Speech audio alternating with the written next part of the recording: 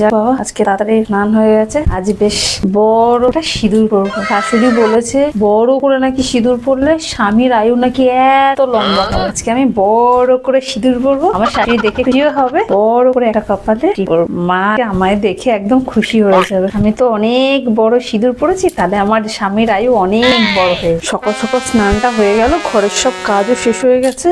এবার একটু সিঁদুর পরে নি। আর বেশি সিঁদুর পরা যাবে না। আমার শাশুড়ির কথা শুনে শুনে আমার মাথায় এত বড় টাক হয়ে গেছে। আমার স্বামীর আয়ু বাড়ার নাম করে করে আমার শাশুড়ি আমাকে এই অবধি সিঁদুর পরাতো। স্বামীর আয়ু বেড়েছে কি বাড়েনি আমি জানি না, কিন্তু আমার মাথায় কি টাক পড়া পড়েছে। এই শাশুড়ি বুড়ির কথা শুনে আমার আজকে এই অবস্থা মাথায়। এইটুকুনি সিঁদুর এখানে পড়তে হবে, যাতে আমার মাথায় না লাগে, কপালে পড়বো। তাতে স্বামীর আয়ু বাড়লে বাড়বে, কমলে কমলে, যা ইচ্ছা তাই হবে। লোকের কাছে কি করে মুখ দেখাবো যদি আমার মাথায় না পড়ে? না বাবা, দরকার নেই, টুকুনি সিঁদুর পরবো তো এইটুকুনি সিঁদুর পরে। ঠিক আছে বাবা, তাই অনেকটা হয়ে গেছে, এত সিঁদুরও লাগানো যাবে না।